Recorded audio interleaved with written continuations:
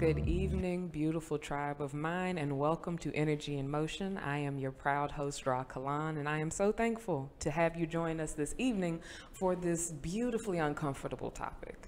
A topic that I am both excited and anxious to talk about, as I am with most of my topics that aren't on the more higher positivity end of the spectrum. But we're not here to just talk about the feel-good stuff. We're here to talk about the things that don't feel good. I want to remind you why you're here and tuning into this show in the first place. This is a safe space to talk about the science, the purpose, the experiences, and the drive behind our box of feelings. It doesn't have to be a burdensome thing. It doesn't have to be luggage all the time. You just need to open it up, look at it, and see that it's truly buried treasure. You just need to know what to do with it. So I am so excited to talk to you. And more importantly, I'm so excited to have this awesome conversation with a true tribe member of mine, close friend. And actually the reason I even know about KMWI and I can broadcast to you here and now, my great friend, Trouble. Trouble, speak to the people. Goodness, love and blessings, everybody. Salutations, all the good things and all the best things. I'm so excited to be here. Thank you for finally having me. I know you've been trying to get up and going, and gotta tell you, like the whole introduction, it feels safe. Not even sounds. It feels safe. Like I already got. It's like a blanket just like covered me, and I was just like, it's really warm in here. It's really nice. So like I'm excited to get into this topic. I'm excited to be here. So again, thank you for having me. Absolutely, absolutely. So I'll make sure by the end of the show that you know all about Trouble on Air and you know when and where to watch it at. It'll be right here on KMWI. But before we get into all that, those of you who have been following on Instagram, that is, of course, the Instagram handle of the number 3, the letter N, the word motion, 3NMOTION. If you've been following, you know that today's topic is rejection. All right. So my first post about this topic literally said, Lord, give us strength. Not strength, not GTH. I don't need the GTH. I need the F.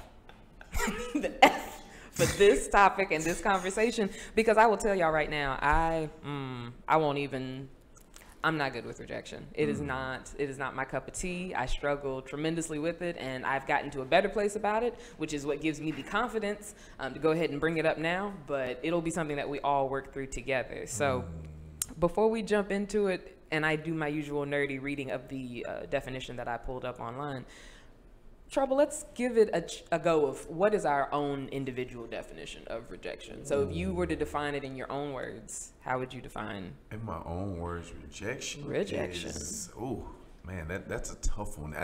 It's one of those things that, for me personally, like I'd much rather avoid at all costs. You know? But I mean, it's one of those things. It's part of life. But I guess to really zero in on the rejection is just basically whenever you plan for something and it doesn't go the way that you would hope, or or the way that that you expected, or that you really wish for it to go. Absolutely. Okay. And that's very in line with mine. My simple definition of rejection would be when things don't go the way I want. And it doesn't. It's as simple as that. Sometimes, succinct is the best way to be. It's because it's so widespread, because tonight I want to talk about, the typical rejection, because I think when you think of rejection, you think of like romantic rejection, but there's like rejection at work, there's rejection from asking someone a favor, there's rejection from saying something vulnerable and someone just not understanding or misunderstanding in general. So there's a wide spectrum. So if I am speaking to someone and I have a certain intention and the conversation doesn't go the way that I had planned, and it goes negatively, I consider that a little bit of rejection. Right. Yeah. So the actual definition that I pulled up on dictionary.com is the dismissing or refusal of a proposal, idea, the spurning of a person's affections. And I actually found this definition to be pretty basic. I mean, it's dictionary.com. I guess what else should I expect? Last episode we were talking about Urban Dictionary and they were saying all the things, but dictionary.com has to keep it pretty beige. But the dismissing or refusing of a proposal, idea, the spurning of a person's affections. It's like, all right. So on a scale from 1 to 10, what would you rate yourself on how you handle rejection? So 1 being, oh, it's just a beautiful chance of growth, and then 10 being just rage. You know what? Asterisk rage asterisk. That's it. You know what? I just, if we're being completely honest, Of course. it's situations to where I'll tell myself no before I let someone else tell me no. Oh, we gotta Like, talk about it. Right. Oh. Like I would tell myself no before I let someone else tell me no, because I'll be like, I'll be damned. Yeah. Like, you know, No. like, I'll be like, you will not. You will not get the chance. You will not have the opportunity. So how about before you do it, let me do it instead. I promise you, the rage. You know, and that's, you know, it's a bit of a recipe for disaster, because you know you don't. Sometimes whenever you're expecting a no, you might not even get a no, and not even so much that. I was watching something on Facebook, and the gentleman was talking about if you always had the number of no's that you were gonna get before you got the yes, you would rush to get those. You would rush to get those rejections or those no's out the way just to get to that yes. Because you knew it was a value. Because you knew like what was on the other side. But you know, people have a tendency to be afraid of that rejection, because we strive from all the way from whenever we're in school, like growing up, to want to be accepted in whatever form or fashion, by trying to make good grades and make friends and so on and so forth. So it's pretty much ingrained in us to not to, I guess, to turn away from rejection, or to not receive it. To not receive it. And I'll even take it back further than that. If we go back to caveman days and we refer to what rejection really is, it is essentially being pushed away from your community. So if you were rejected back then by a mate, you couldn't breed, so you couldn't pass on your lineage. If you were rejected by the elders in the community or the community as a whole, that's a death sentence. So we have it genetically ingrained in us that if I'm rejected, I should be afraid. I should be worried, because I immediately am at a loss of something. And so now we're in this modern period where we're still responding to all of those hormones the same way with the same intensity, but we disappointed because someone didn't like something on Facebook, or someone didn't respond to this or that we said to them the right way. And it's like, that's crazy that we're still taking it to a level 10, even if it's not even that serious. It's not even that crucial. It's not even that crucial nowadays. Like, it's there was a there was a situation, and it wasn't even necessarily like rejection towards me, but it was because I had to reject someone else, and even in that I felt bad. Even in that, like the situation to where there was an individual who was interested in trying to pursue something with me, and I was just like, hey, I don't feel it. And and in that I learned that there's really like no proper blueprint, or no clear layout on how to deliver those news. How to deliver that news and reject someone, because I felt bad for them in the sense, because I was just like, I understand where you are, but I'm not there, and for me to have to tell you this is. I don't want to have to tell you this, but I have to. This isn't fun for me. Right. This isn't fun for me at all, to like have to reject you when I know that this is something that you want, but whenever it's not. So like, that's just rejection, period. It really does not feel good. It doesn't feel good to offer rejection. Oh, not always. Sometimes some people I just want to close that book real hard. But other times it really is. It's hard. But I also wonder if that has a lot to do with how we ourselves respond to rejection, because maybe I'm so worried about how you're going to take it, because I know I don't take it so well, so I'm really like, almost pitying you, and nobody wants to be pitied, but if I'm thinking of myself in your shoes, I would be so distraught because I don't take rejection well, that I'm projecting that at this person, when maybe they're fine. Maybe I tell them the truth and they're like, oh, okay, cool, I just needed to know what it was. But I don't assume people will respond like that, because of how I feel on the inside. I actually do take it beautifully on the surface, very gracefully, but inside, choke on my rage. You choke on your rage. Choke on my rage. Gosh, yes. Bread in heaven. Yeah. On the inside, I'm just like, you know what? Fuck you. Yeah. I'm finna go. But I'm playing this cool. I'm cool. I'm good. I'm good on the outside, but on the inside, like I'm throwing, like I've tore up my whole, I've tore up everything. Like on the inside, like that, like melting away. Just melting away. Like, I've taken a baseball bat to like everything in the room and in the little corridor of my mind. Yeah, everything is just destroyed. And so that's why, if I'm honest with what I would rate myself on the scale from 1 to 10, I would say on average, probably like a 6 or a 7. 6 or a 7. I think that's a reasonable number. I think if because I did not give the actual number. Yeah, I would say maybe like a 7. Maybe like a solid 7 is a I good number love that number, and so I'm just gonna allow myself to love how high it is in this instance because it's really close to 10, and I'm not proud of that, but I'm also not ashamed because I've come a long way. Right. You know. And that was the other part of it. Like I'm also working to a place to where, like, you know, learning how to I guess hit the reset button from rejection, and I think that's a thing that a lot of people are not taught how to do. You know, they're more so told, and probably not even told. But, yeah, not advised at all. Really, not advised at all. You know, it's just kind of like, okay, get up, dust yourself off, and keep going. Like there's really no proper blueprint to like how do you recover from rejection except for your own practices and so on and so forth. But as I was saying, in the place to where I am now, I've gotten to a place to where, I realized that no is not always bad, or rejection is not always bad, because there has been some situations to where, looking back at it later on, after the ship has sailed, and after I've kind of come to terms with it, I see the whole thing, I see the whole picture of it, and I'm like, you know what? I didn't want to be a part of that anyway. That was not even any good for me. That wasn't even any good for me anyway. So, and then I kind of get a good chuckle out of it, after, on the back end. So I'm kind of like, you know what?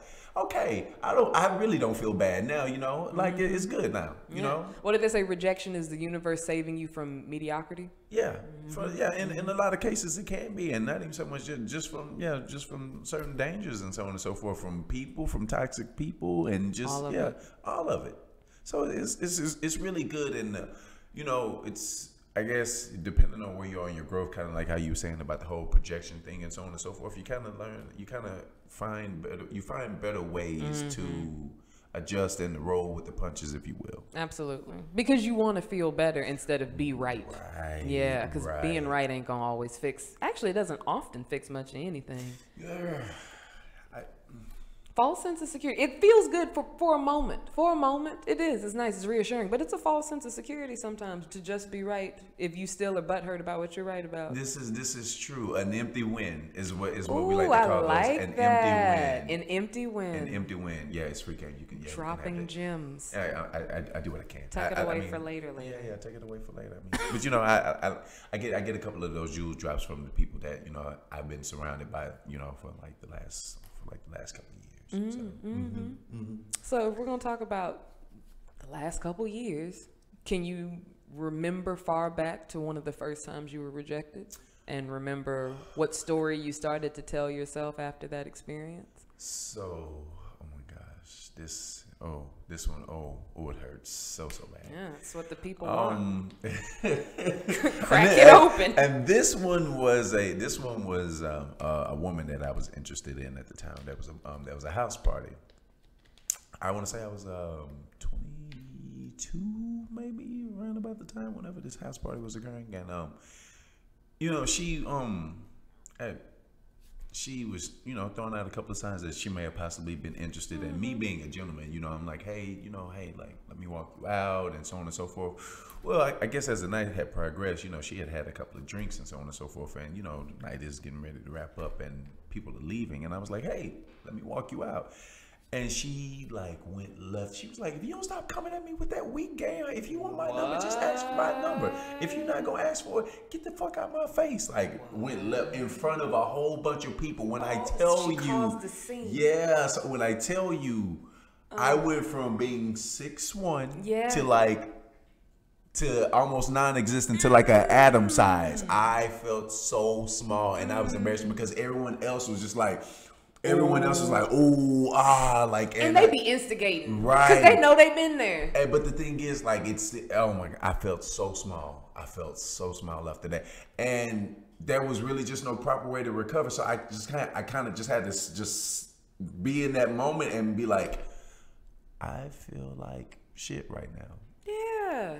Wait. Did you say anything? I couldn't say anything. There was nothing I had no words. I absolutely had no words. I wouldn't have known what to say either. And one of my homeboys, he puts his hand on my shoulder and he was just kind of and I was just kind of I slowly but surely just kind of fade into the background. Yeah. And from fading into the background, I snuck out. I slowly snuck out, got in my car, and I went home. And I was just kind of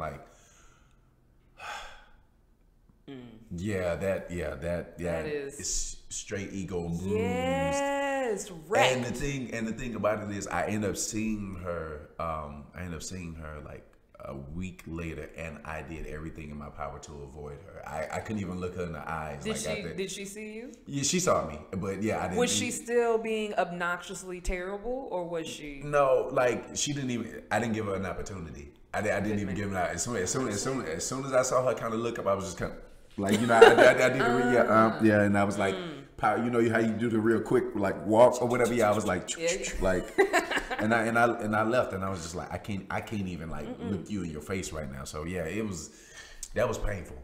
That was brutal. Even though that was like years ago, that is painful. Yeah, it's like even now talking about it now, like yeah, even now, like I felt a little sharp pain in my chest, and I was like, oh wait.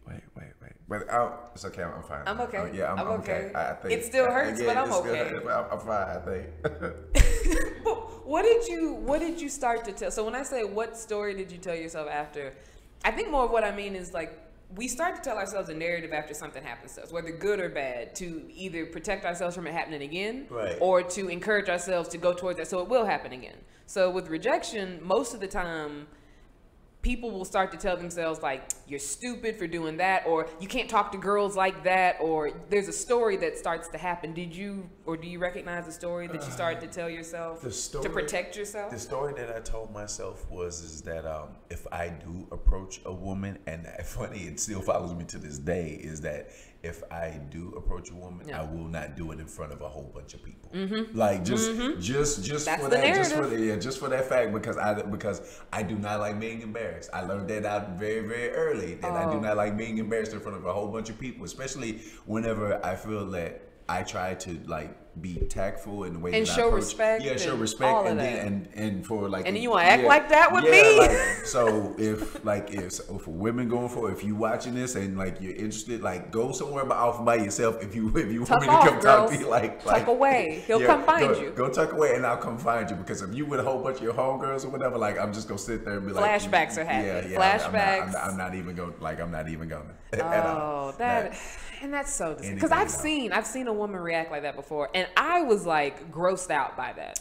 And I won't like big it up and act like I intervened. I didn't. I watched. I just watched, but I didn't participate in any laughing. I didn't contribute in that way. But I was literally like mugging her the whole time. I was like, you ain't even gotta be that way. You could just say no, thank you, and have some dignity and class about yourself.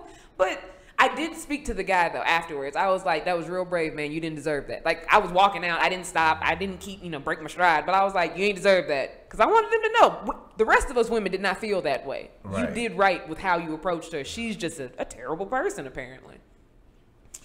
Yeah, that was...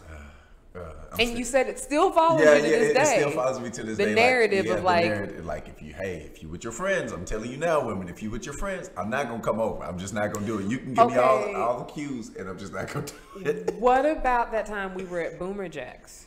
And the so we were at Boomer Jack's a couple months ago, and we were just chopping it up, drinking or whatever. And mind you, he's an attractive man, I'm an attractive woman. So some people might have assumed that we were together when we were sitting there at the table.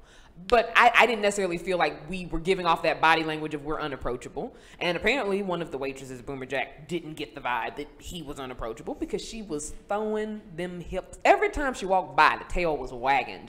I was watching, I like to watch. But she was just going.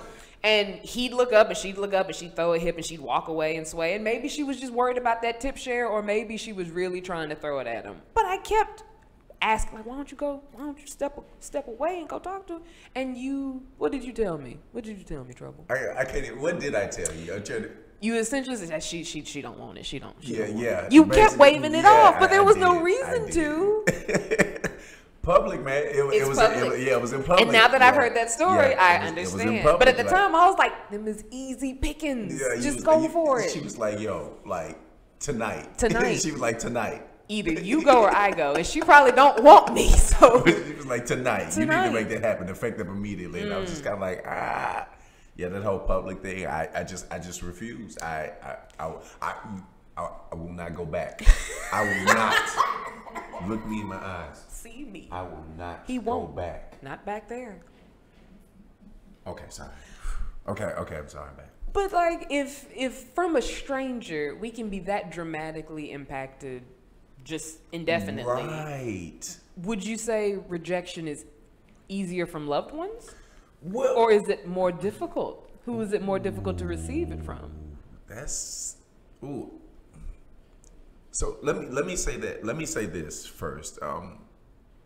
When you, I feel like for a lot of people, whenever you receive compliments from like a random person that you don't know, Yeah. it's more impactful. You know, versus whenever it's someone that you know and you hear from them, it kind of gets diluted. Not Just a little bit. just a little bit over time or whatever. So I think that's kind of the same effect on the opposite end. If you would versus someone that you don't know, for them to just be like, just to do something that was extreme or something like that, you'd be like, but if it's one of your people that you know or something like that, Yeah.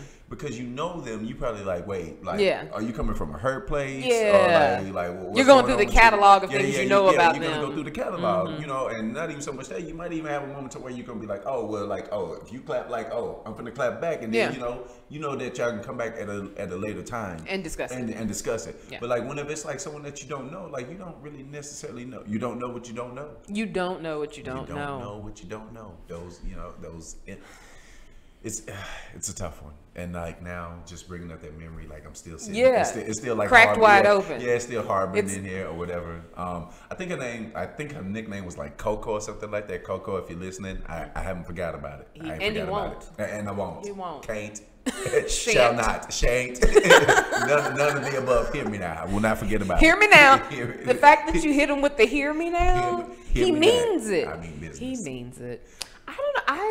I was trying to, so when I write these questions down, I try to ask myself the same questions, and I'm like, I don't really know, because I like your point about compliments. If a stranger gives you a compliment, it's like, you don't even know me, and that's what you saw in those 0.5 seconds. Oh my God, you really mean it. Right. People you love is like, oh, I look all right today, thanks. Like, oh, I look pretty. You're just saying that. Like, it's not as impactful. And I think we need to work on that, because they don't have to say it either. You know what? And that's the thing. And that was the thing. Like, I try to always make sure that I'm in a place to where like I'm grateful for those things as well. Because like, yeah, nobody has to tell you those things. And if they do tell you those things, I feel like you should take it in a place to where like this person really does care about me, for them to constantly like tell me this. Absolutely. In order to like help me like elevate. Absolutely. And so on and so forth. But like I said, because you're closer to them. Yeah, because you're closer to. Yeah, right. And they know your heart, and it's like, well, I know that you know things about me that other people don't, so you should value me. So you should tell me I'm. But it's like, don't nobody got to should nothing. Right. Should tell me shouldn't. Right. But I think that there is something to, if you don't know anything about me and you're a stranger to me and you reject me, then it's almost like you didn't even give me an opportunity. Right. You closed the door. And I'm like, I feel like my first impression, not always, but most of the time, is strong enough that you should want to open the door. You closed the door on me, though. Y'all, let me tell you something. I met Miss Rah Kalon last year at Kissmate. Stay tuned. Stay tuned. I met her, and she stood in front of me. She walked in front of me. When I kind of got there rather late. Trying to find a place. And we're lining up to get food. She stands in front of me, and I was just like looking around. I was like, "Wait, who is this? Like, who is this individual?" And so I was just like, it was public. So the one time it was public. I just thought about that. It was public. The one time it was in public, but I felt like it was a safe space. On top of that, I felt like it was a safe space. And I was like, "Excuse me, like, who are you? What, like this? Tell me about this tattoo." I had to ask. I just had to, because she puts out such good energy, and I was just like, this is one opportunity I cannot miss. And there has been a couple of situations to where I was like, this is an opportunity that I cannot miss. But those are very few and far between. But nonetheless, I say that to say that in that particular case, I think I would have been crushed had I got rejected by you. But even still, that was a chance that I was willing to take. I was just like, you know what? Fuck out of the other shit.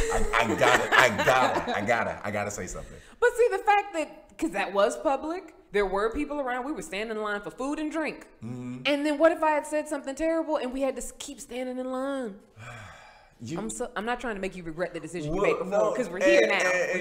We're here now. But but it makes me so proud of you. Thinking about that scenario, like I don't even necessarily know how I would have responded to that. I really don't. Yeah. I probably would have just avoided you for the rest of the day, for the rest of the web series. Yeah, for the rest of the series. Be like, oh, y'all going over there? I just stay over here. It's fine. I like the shadows. Yeah, cool. I just stay over here. I'm putting my hood on. It's fine. It's nothing to worry about. You know.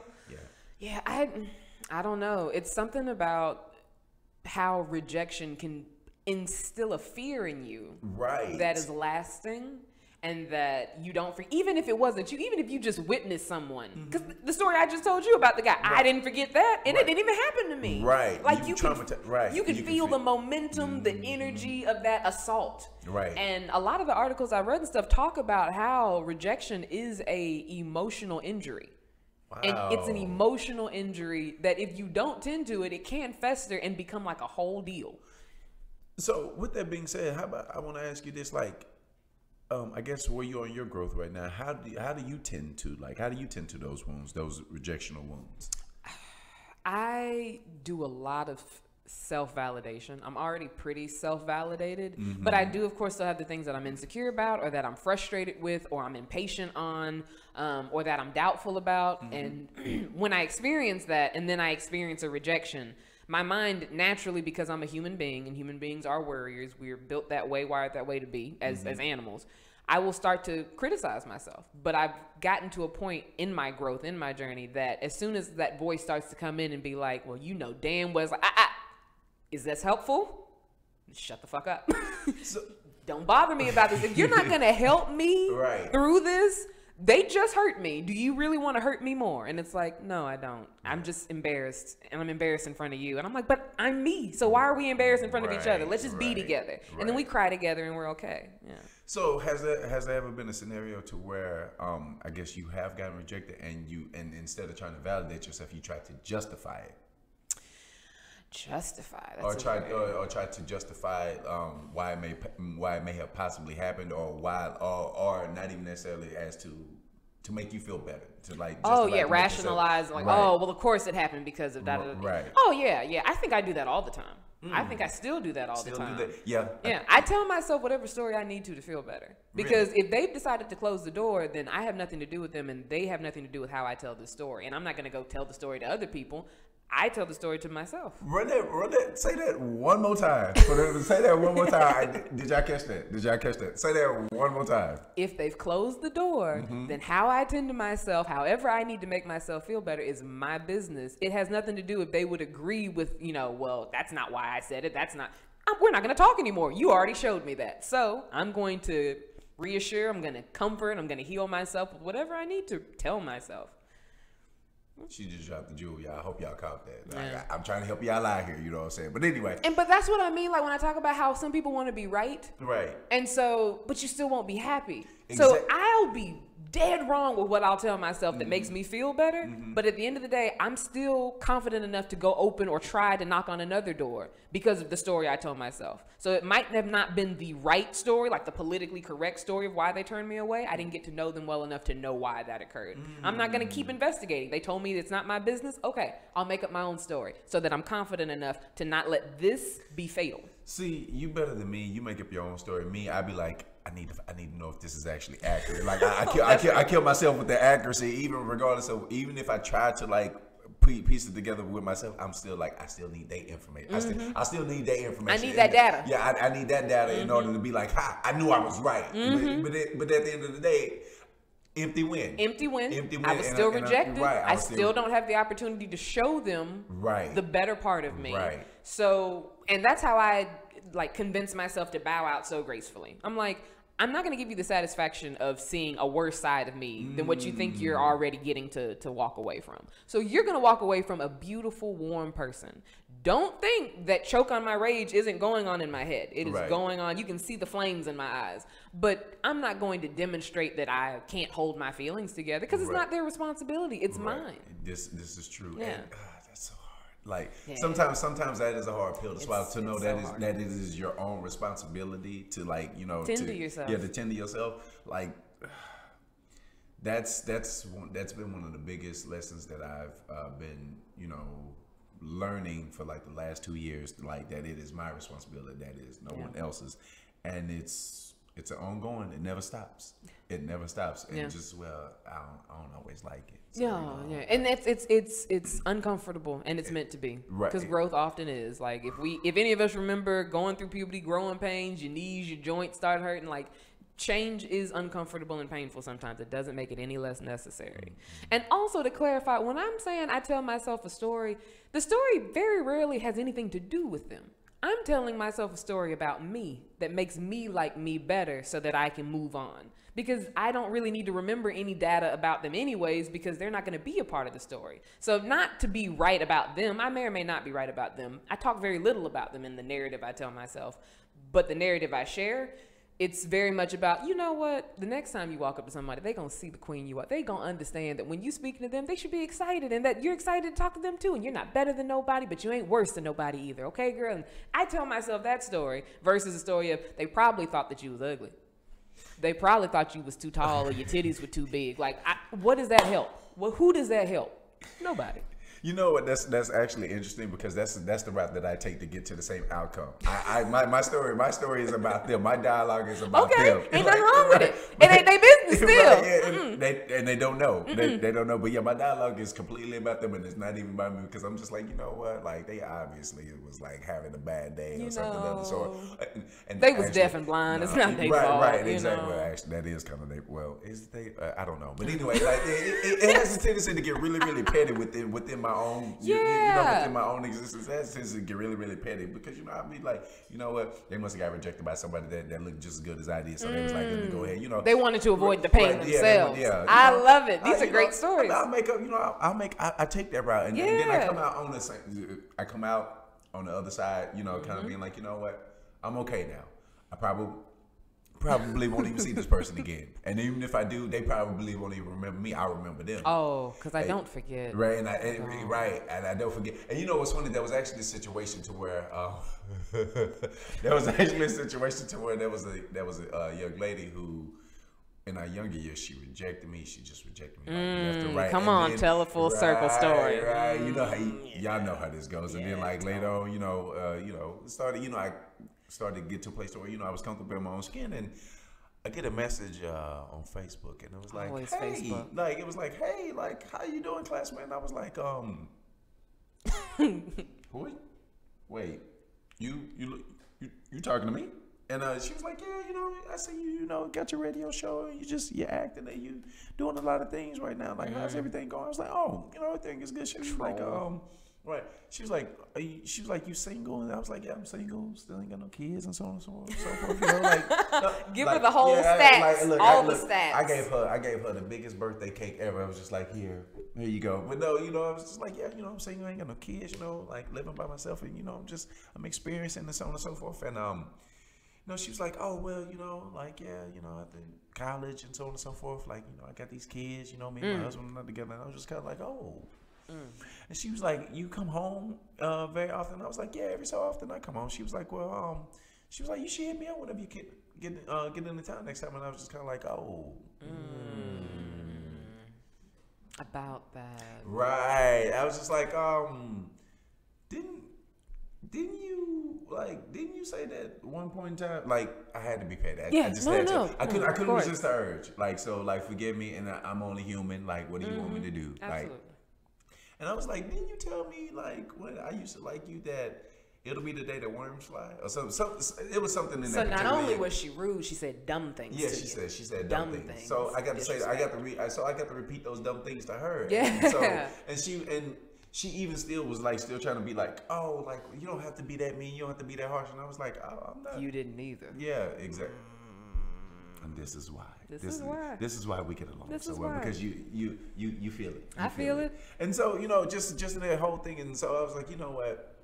After a minute, the ship sailed, and I was like, you know what? Thank you for reaching out, but I'm going to take my exit. I know that you want me now, and I know I look good. So thanks for the flattery, because flattery gets me everywhere. You know what I'm saying? Not you, but me. But thanks anyway. So like. The redemption story. Yeah, the redemption story. And redemption in that particular case for me, the rejection felt like, do I want to call it? Yes, it was rejection. Yeah, the rejection that I served on a hot plate felt good. But I know, but sometimes it does. It does, but just as well, I'm pretty sure that she probably felt bad. You know what I'm saying? And you know, and now that I am in the place that I am, you know, with my growth or whatever, whenever I feel like whenever you love yourself, you have a tendency to treat others better. Absolutely. So, you know, in that case, like now, if that situation was to play out now, I'd probably just be like, you know what, thanks, but no thanks. And that's a thing that I was thinking earlier when we were talking about the other situation. I was thinking, what would you do now? Right. You know, now we fast forward, we've had a lot of life experiences. What would we do different now? And so that's what I mean by my struggle with rejection. I play it up. I do feel it as intensely as I've displayed it tonight. I feel it throughout all of me. It is a physical ache sometimes. Supposed to. You know? But at the same time, supposed to be that way. It's supposed to be a physical ache. Supposed to be. Shout out to Chelsea.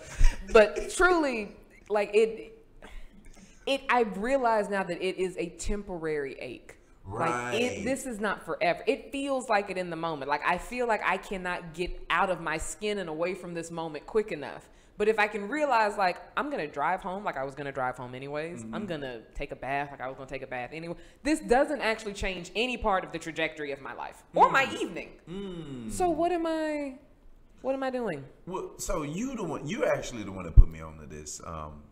You said, I can't remember what kind of conversation that we were having, but basically, not necessarily, and not even to quote you verbatim because I don't remember, but it was something along the lines of, the faster you allow yourself to go through it, the faster you can get through it. That sounds, yep. So with that, I think what we're really just trying to get to here is, folks, like if you experience the rejection, just allow yourself to feel it. Don't try to run from it. Allow yourself to feel that way. You can get through it and get on with your life. Yeah, like, you don't got to suppress it. You don't have to stay there in that moment. And that was one of the things that I had to be that I had to kind of train myself mentally on, is not to stay in that moment. Yeah. Because I would have a tendency to wallow in those Absolutely. rejection moments, you know. And and that was very, very difficult because it really would put me in a place where I was do I not, you know, it would make me question, like, do I not deserve nice things? Do I not deserve this? Or do I not deserve that? And, you know, from there I would be like, obviously, I'm not doing something right, or I'm not it becomes as good, doubt. Right, exactly. I'm not as good of a person as I thought that I was. If I'm not getting the things that I want, you know, and if I'm constantly getting rejected. Yeah.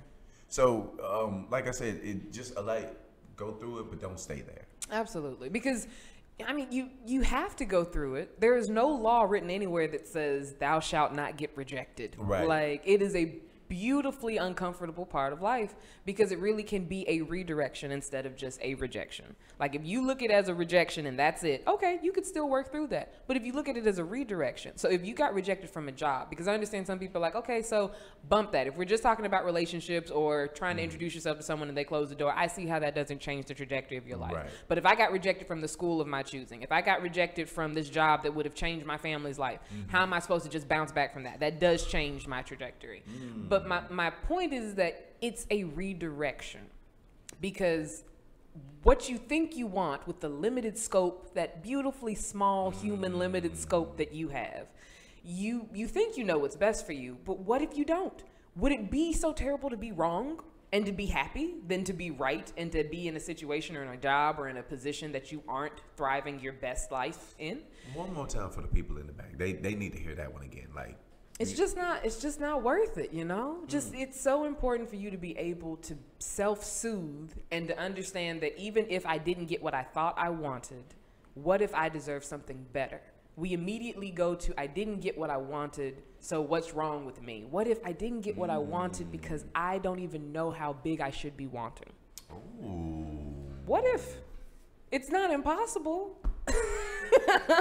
Roll drop. Right, yeah. But I think that people are afraid to think that way because they're afraid of disappointment. They fear looking foolish, and I think in your head you have the right to look as foolish as you want to. And to jump on the back of that, I feel like a lot of people feel like what they want is unrealistic. Yeah. So or they don't deserve it. Right, or that they don't deserve it. Yeah, and so if that's the case, you know, shucks, like how do you get to that point to where you feel that way, you know, and it's like, because even that, if you feel like you don't deserve it, that's self-rejection. before you even before you even get to the door. That's self-rejection, that within itself, to think that the things that you want and desire that you do not deserve, or that that what you want is unrealistic. Absolutely. So so going back to what you were saying, like this whole self-soothing, it starts from within. Absolutely. But just as well, that's got to be one of those things that has to be taught, because a lot of people are just told. Yeah. And again, some people are not even told in the first place. like how to, I guess, how to rewrite, or is that tell a different story. Tell a better story. Tell a better story. Every day, or each time, every moment, every second, tell a better story. And with how us as millennials are, we so much want to be like a sitcom of our own. We're like, oh, somebody should be filming this, my life the way that it is. What if you are the writer of it? So you didn't like how that scene went. Write a redemption story for yourself. Fix it for yourself right then and there. Like, no one says that you can't do that. Because we walk around thinking we in our own music video. We walk around thinking we in our own story anyway. We film it, everything all the time. Keep some things to yourself. Fix it for yourself. It's called deleted scenes. Deleted scenes. deleted behind the scenes. scenes. Right. And everybody bloopers, loves those. And those bloopers. Because they make it real. Right. It makes you understand and love the characters you thought you knew. It makes you love them even more. Because they weren't perfect. Right. So love your own behind the scenes, even though you're not perfect. Dropping gems. One more time. Shaking my maracas. Man, I'm saying imaginary maracas. Yes. So with that, it's really interesting that you're saying all these things. And like before the show, you gave me like a whole. She gave me like, folks. She's thorough.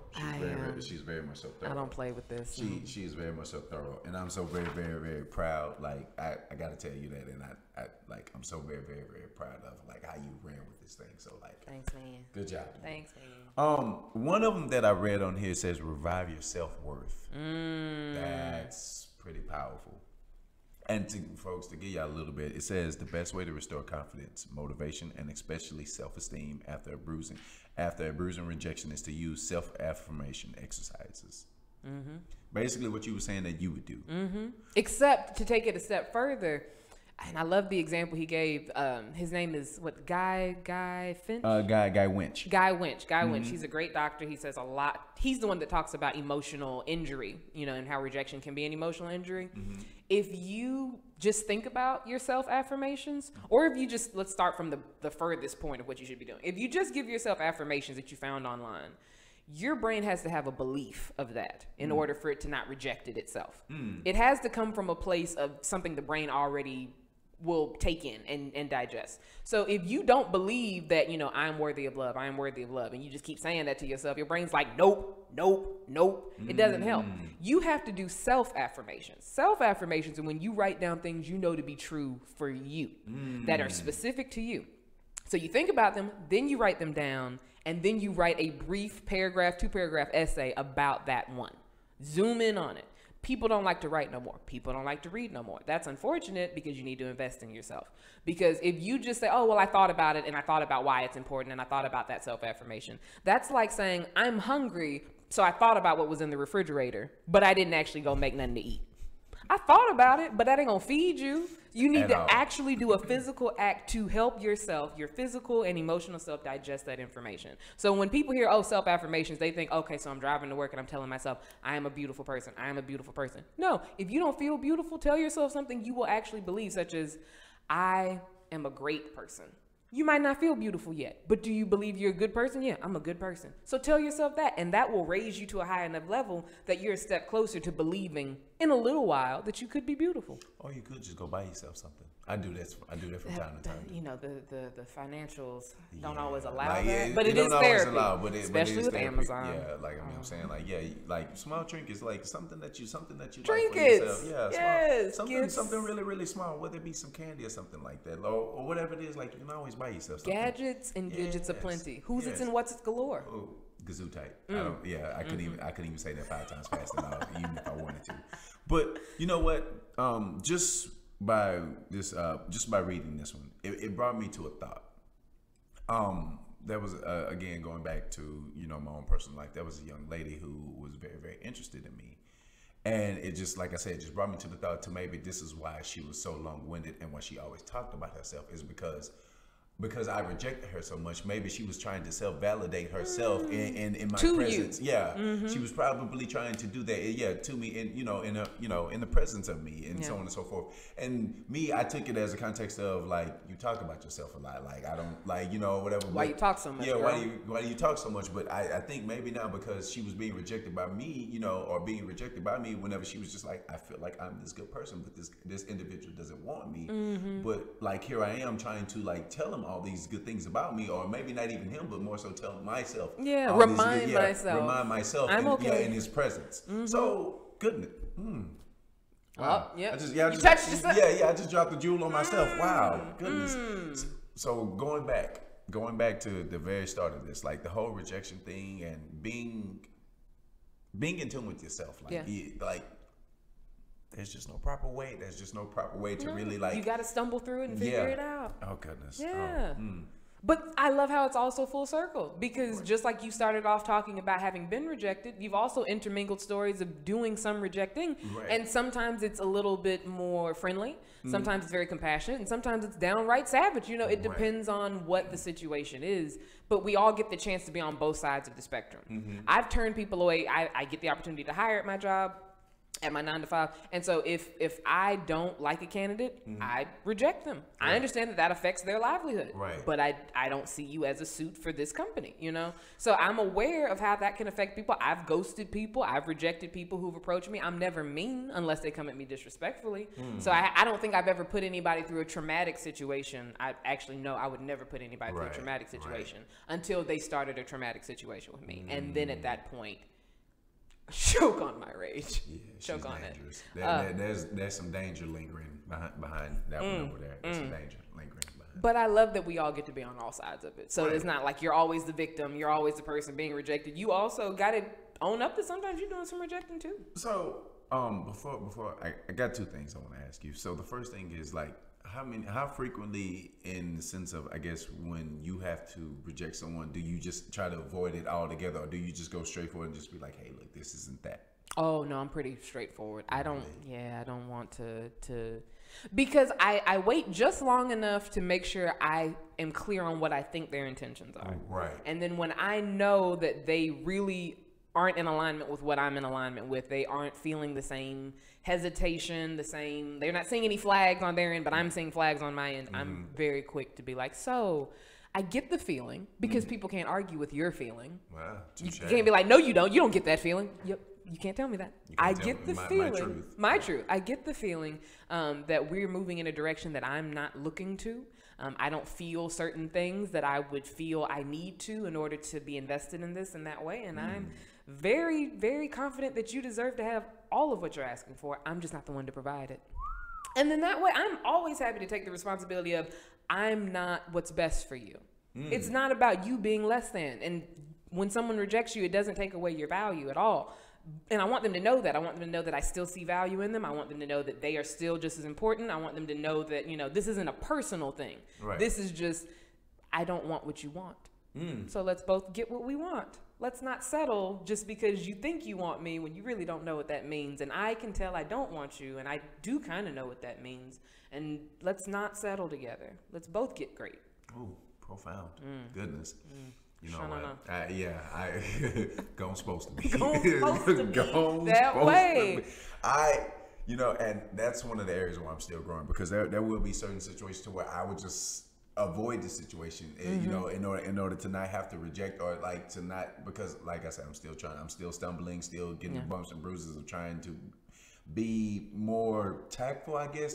Strategic. Yeah, more strategic and more tactful in the way that I like reject someone. And not even so much that, as far as you were saying, like your work situation and so on and so forth, like, because I'm a lead now, I'm a lead at the current job, and more so still in training, but people are kind of looking at me for answers and so on and so forth now. And not even so much that my supervisors kind of look at me and he's like, yo, what do you think about this individual, and what do you think about this individual? And it's really, really weird to kind of be in that place now, because based on my decision, might determine if this individual is no longer here versus if they are here. Absolutely. And so, I'm like, it's a really, really uncomfortable space for me at the current moment. Yeah. Like, you know, to possibly have to reject someone because they're not a good fit for like what we're doing for the company and so on and so forth. It's really, really weird, and I'm just kind of like thinking how to about handle that. how to handle that, because I'm thinking about all the variables about like you know, how bad does this person need this job? You know, what do I say that's not too much of a stretch? You know, and so on and so forth. It's And I think it's very sweet that we think like that, but then I do remind myself, because I have to tell myself a story that makes me feel better when I do have to reject someone. I tell the story. My thought is that how do I know that if I just broke down and still gave them the job, that this would be what's best for them? So if I didn't feel you were a good fit, I'm not doing anybody a favor by hiring you on just so that you have a job. Waste time. It's going to waste your time and my time. And the only difference is that you will get a paycheck for being here while you're wasting my time. And so on that end, I have to stand at a business standpoint and be like, because eventually you're going to cost us money. And it'll cost you probably a waste of your time because you're not feeling valued because what you're contributing isn't valued. And so that's the story I tell myself. If I have to turn someone away, I'd like to remind myself, it wasn't this job. It just wasn't the job for them. It's not my fault it wasn't the job for them. I just let them know that. I'm the bearer of bad news. But I trust that the job that is for them is now just as close to them as it needs to be. It's the next interview. It's the next phone call they get. Wow. Okay. I got notes. I got mental notes. Something to take with me going forward now. So. And something about that has to be true unless every person who I've turned down just still is unemployed. And I know that they're not. I've seen them on Facebook living their best lives. I was just going to say, so, you know, just in the sense that what you were saying earlier, like it might be something that, you know, just because they're not a good fit for this job, they might be a better. The better probably is like right around the corner. Yeah, it's it probably always right around the is. corner from this no. Yes. Again, if you knew how many no's you had, would you go ahead and get them out the way just so you can get to that yes? I'd be skipping through no's. Right, I'd be like, so I just got 314 more? What? I'd be like, let me go ahead and just ask. Hey, you, no? Okay, cool. I knew it was coming. Does it matter who I get a no from? Right. All right. Can I go stand in the mirror and just say no? Can I do? I'd be like, yeah, come on, give me all your no's. Give me all your no's, because I know that yes is coming. So like, go ahead, let's go ahead and cut the crap. Let's get this out the way so I can get to that yes. Absolutely. Yeah. So, you know, I that's easier said than done. It is. You know, and some people have that mindset naturally more so than others. Right, some people's resilience is just out of this world. Some people hear no and they're like, oh, okay, cool. All right, bye. Okay. And like they've just always been like that. And I used to envy people. Who were like, oh yeah, no, it's good. It's fine. Because I didn't see the rage in their eyes. They literally were like, you were just a no. You're not the no. Oh, you're a no. And it's like, almost make me feel bad for saying that. Like, wait. You seem too okay with my no. Come back. Tell me what you're offering. Let me talk to you. Hey, what you doing? And that's what you got to realize, is that not everybody struggles with what you struggle with. So while this is a difficult topic for me, there are some people who are like, rejection is a inevitable part of life. So why don't you make friends with it and see it as an opportunity? And I'm like, I'm getting there. Yeah, we get into a place to learn how to coexist. But just as well, you know, I think a lot of that also ties into how you view yourself as well. Truly. So, you know, if you're still in, I guess, a constant flux with yourself, and you haven't got to a place to where like we don't even have to say love yourself, but if you haven't even got to a place to where you value yourself, or that you're okay with yourself, like it's also all of this is just a reflection of you to the outside world, from the inside out. So, you know, it's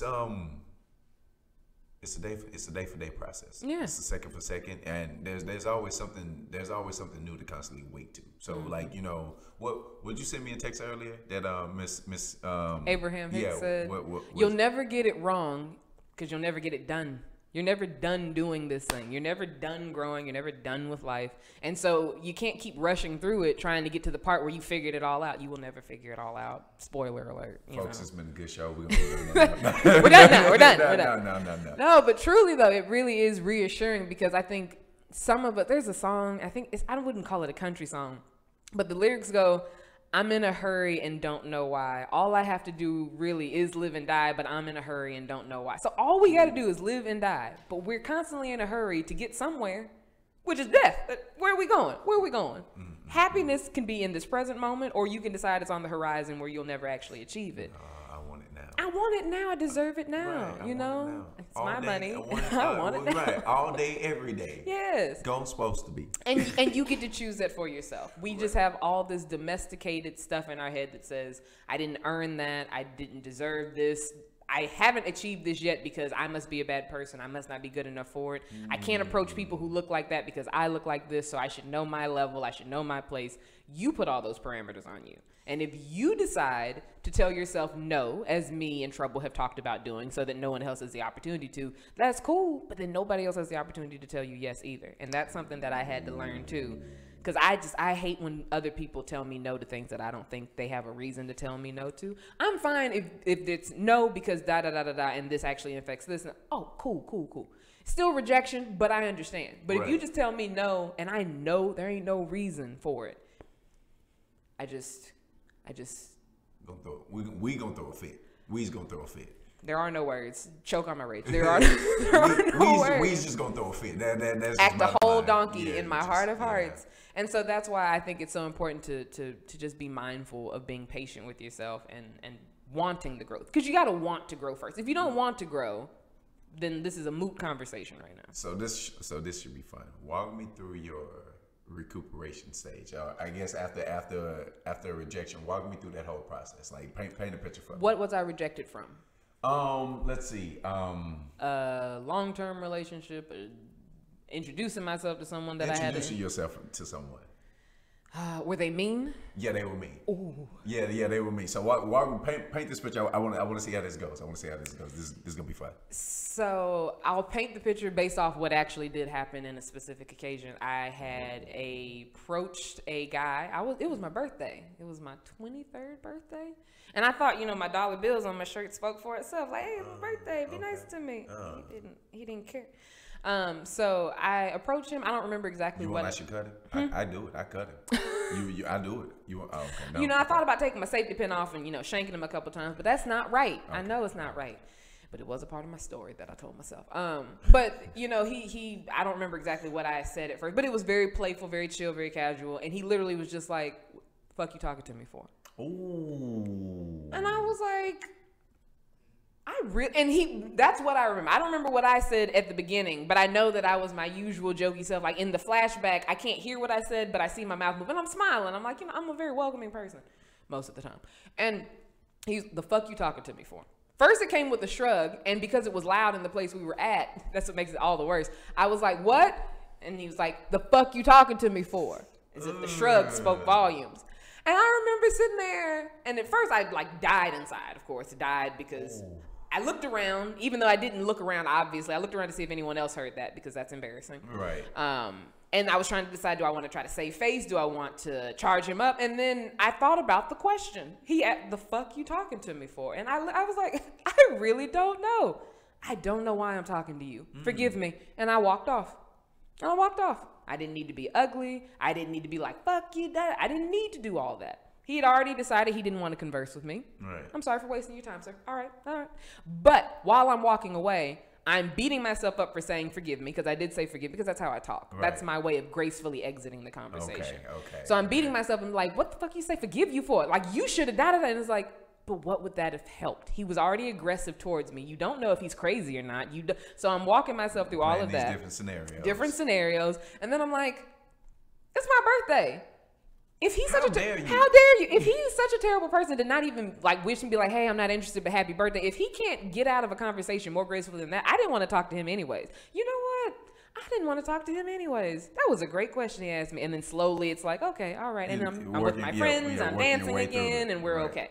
But yeah, no, it was embarrassing, even though I was the only one that really noticed it happen. Right. But I was embarrassed inside myself. And then I was mad that I let him make me feel that way. So all of those are layered parts to it that I think even if you get rejected by someone, like in a breakup, and you've been with them for a while and you know them, it's almost like, even though you would expect more out of them because they do know your heart, maybe they're leaving because they do know your heart, you still have to juggle that experience of, I'm embarrassed inside me. It's just me and me here, but that's the only witness I need, because I can't escape that witness. It's so heavy. It's it's so heavy. Physically, it hurts. It's so heavy. What is it? So what does it say? Number one, stop the bleeding. Stop the bleeding. It's an emotional injury, and you have to take time to process and stop the bleeding. So, and thank you for bringing me back to that, because I print out all these notes because, like I said, I'm a nerd. It's all good. He knows. Trouble knows. It's all good. So I wanted to not only talk about rejection and talk about, one, that y'all ain't the only ones, and if y'all don't struggle with rejection, send me a message and good for you. Teach me something new. You ain't shit, but good for you. I'm jealous. We jealous. We envious. We mad about it, you know. But I don't want to stay mad. I want to be educated. So if you know something that I don't know, please enlighten me. But I pulled up some things that are tips. Trouble has a couple as well that he's been sharing as well. But I want to talk a little bit about what Dr. Garcy, a wonderful doctor, she specifically studies REBHT therapy. She talks about what is rejection. She says some people think they feel rejected, but actually rejection is not a feeling. Rejection is an event in which a person does not give you something that you want, such as their approval and employment opportunity, continued companionship, sexual intimacy. So the question is, why do I feel what I feel? She says people have feelings in response to their beliefs about rejection. Some people get hopeless and depressed after rejection. However, being rejected doesn't automatically cause you to feel any specific way. You, based off your belief, decide how you feel after the rejection. It's not just, oh, because I was rejected, I'm sad. That's not always the case. It says, for example, have you ever experienced someone telling you no and realizing you felt relieved? Oh. I have. I asked somebody if they wanted to make plans, and they were like, it took them forever to text back, and they were like, no, I was thankful. I already had my bra off. I was at home. I didn't want to go no more. I was relieved. So yes, there are times where people will tell me no to something that I thought I wanted at one point that I realized I didn't want so much no more. Say less and do more. True stories. So examples that she gives are relational rejections may remind you of a time when you saw yourself as unlovable or undesirable. That's what it reassures the belief. Occupational rejections may remind you of a time when you saw yourself as inadequate. Rejections which are due to a bad act that you did may remind you of a time when you saw yourself as unworthy, immoral, or bad. So all of this is just coming back to the idea of you being reminded of something negative that happened before, and the belief or the story you started to tell yourself that now every time any similar situation comes up, you start to say the same story, even if the situation isn't aligned with what happened before. And so she says the thing to remember is that just because an idea is triggered and it feels true, it does not make it true. An idea is just an idea. Therapist Steve Hayes asked you to seriously consider whether you have to attach to your ideas at all. And do you have to attach to all of them? Do you? I don't think you do. And so something that I jotted down a note after reading that article, and the article is called 4 Healing Ideas to Help You Move Past Rejection. I will post that in the bio down below. I thought, in an attempt to be prepared, we so often hang on tightly to the painful experiences from our past just to avoid experiencing that pain again. But by holding on to the pain in order to avoid it, we are burdening ourselves in a worse way. Holding on to the pain brings it into your present, even when there's absolutely no reason to have it there. And it's like, is it so important to be protected that you are literally beating yourself up all the time so you know what you're trying to avoid happening again? When you put it like that, that sounds terrible. It sounds dumb. It sounds dumb. It sounds dumb. It sounds pretty painful. It sounds painful, like self-inflicted pain. And some people are into that. But I just think if the whole purpose is to protect yourself from pain, why would you become your biggest abuser? Oh, ask that question one more time. Like, if the purpose is to protect yourself from pain, why would you become your own biggest abuser? See, I like it when I said it the second time too. Thanks for asking me to repeat it. That's good. I got you. See, and you heard how she delivered that the second time, right? Did y'all feel that? I got on the right side of the mic, and I was like, "Let me whisper it to you." You see how she's just showing off. Now you're just showing off. You know, you're just doing all the extra. So I'll give a couple more things that I think it's worth taking with you before we wrap up this episode. Same Dr. Garcy, different article called Gracefully Reframing Rejection, because I don't want you to just know that you're related to and that we resonate with things that you might be feeling. I want you to also have things that you can make happen in your life. We want applicable tools for how we're feeling. We don't want to just feel this way and know that other people feel this way. We don't just want our misery to have company. We want a growth mindset. So yeah, we might struggle together, but we're going to stop struggling together too. That's the whole purpose. So yeah, let's grow together. Let's use some of this. So she says, remember that ideas that are believed lead to feelings and behaviors that correspond to the belief. Once you stop believing an idea, you can shift out of the feeling and change the behavior. So throw it in there. So again, you can always retell the story. Those deleted scenes. Yes. You can always retell the story. It's so easy. It's so easy, but it seems so hard, and it's a practice. It's a muscle you gotta flex. I think that's because people feel like it's unrealistic or whatever. Like, but I mean, it's your life. It's your life. You create your own reality. Yeah, it's your perspective. It's your reality. Retell the story. Even if you have to retell it like 1,000,000 times, retell the story until it gets better. Well, not even until, but retell the story so that it gets better and better each time. Anyway, absolutely. Carry on. Absolutely. No, I agree with all of that. Sometimes you may lack skill and you may need to work on improving your behavior. This does not mean anything bad about you, and it is an opportunity for growth. So I'm going to go ahead and read through these, and we're going to consider this our take a beat moment. Kenny, hit us with the take a beat moment music. I like the proper music for these things. You can learn to remember your own strengths and good qualities, leading to a better self-relationship. Directing your attention to that which you appreciate about yourself with time and repetition could lead to a better self-relationship. You can practice creativity in other life areas, leading you to remember your own resilience and other passionate pursuits. Can you reconnect with those who love and appreciate you? Yes, you can. Can you practice self-appreciation? Yes, you can. You can develop clarity through remembering the boundaries of the situation. Let yourself off the hook a little. Each person has the right to choose for themselves. You're responsible for your behavior, taking care of yourself, and reassuring yourself. This responsibility doesn't rest in the hands of another. And by the same token, the responsibility for another's decision doesn't rest in your hands. You can improve your social skills, leading you to have greater social awareness and grace. Practice listening, taking your time in conversations, asking questions, and optimizing nonverbal responses. Become aware of whether you are dominating conversations, not sharing enough, or have created balance. Learn to clarify when you're not understanding the other person. Be willing to tolerate the discomfort of disagreement. Become someone who adds to and enriches the lives of others, remembering that each conversation has the potential to inspire, heal, and uplift another. Remaining open to that possibility may lead to greater social confidence. You can learn to be happy despite rejection. When in those uncomfortable situations, start considering what might be some examples of how it isn't personal or just about you. It's encouraged to challenge your demand-based thinking. Dispute those thoughts that involve words like should, must, ought to, have to, and need to. One such question that'll help you challenge that is, where is it written that you must not experience rejection, even though you deeply prefer not to get rejected? You can learn to see this as an opening instead of an ending. Sometimes when we stop going in one direction, we start going in a new and improved direction. Ask yourself, when else in life has a disappointing outcome led me to enjoy something better down the road? You can release your need to prove yourself and or be right. There's no need to prove anything to anyone. Search instead for fulfillment, connection, enjoyment. Being right might allow you to make a point temporarily, but it often erodes relationships, and it isn't always necessary to convince another of your opinion. As long as you know what you need to, it's okay that others are not always receptive. Feeling your feelings and eventually deciding to make progress could lead to greater resilience in the area of interpersonal rejection. Though you'd rather not get rejected in the first place, we know. You're well on your way to growing if you utilize these ideas to open your eyes to the possibilities that reside beyond the pain.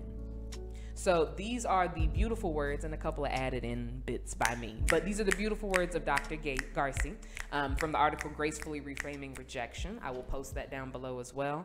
So we want to close out this awesome episode 8 of Energy in Motion, by thanking our beautiful guest and our beautiful friend Trouble for joining us. Trouble, pub for yourself and pub for 50 Shades real quick. Let them know. You know what? Real quick, before we even get into that, this article that you just read with this music, let me tell you, I was in a whole completely different space here. Like you looked comfortable. I'm telling you, like, oh, it was really, really good. It was, it was that moment all over again. It was like, it took me back to like laying in the bed and my mother reading a book to me before going to sleep. Oh, it was good. It was really, really I'll good. be on Audible soon. Don't y'all worry. Yeah, hey, coming real soon. Coming real soon.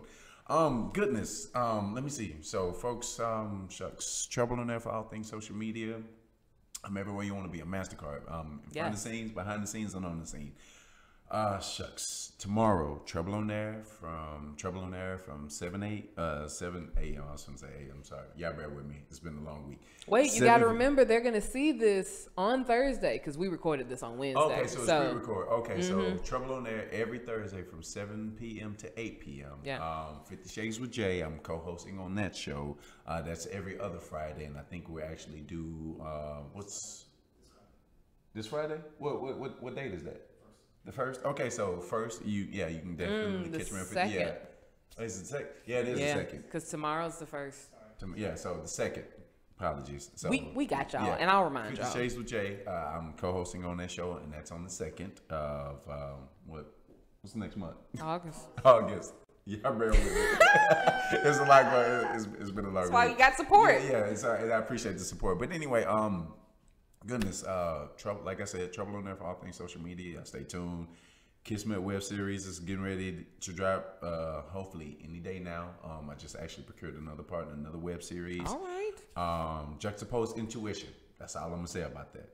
Juxtaposed Intuition coming soon. You'll understand exactly what that means. Exactly when you're supposed to. Yeah, whenever you see it. And you'll want to tune in. Yeah, so Juxtaposed Intuition is coming up.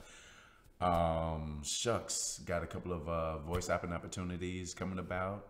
One in Austin, and actually some here in KMWI Media. So yeah, stay tuned. Audiobooks over here, and probably like a little bit of everything over here. All the things. Yeah, all the things. All the things. All the great things. And so we are so thankful for Trouble, and it won't be the last time he's on here. I know. We all need a little bit more of him in our life. So we want to make sure that while you're checking out all these awesome shows on KMWI Media, you also remember that if you're interested in knowing our upcoming topic for episode 9, which will be airing August 15th at 8:30 p.m. here, you got to follow me on social media. So to follow me, you just type in the number 3, the letter N, and the word motion. So that's 3NMOTION. And that way you can find out what we're talking about before you even tune in the first place. So make sure that I get to hear from you. If you have other definitions of rejection, or if you have other ideas over how people should handle it, let's make sure that we keep this conversation going. So I am your host, Rah Kalon. This is Energy in Motion. And please remember, you feel what you feel. You still deserve to heal.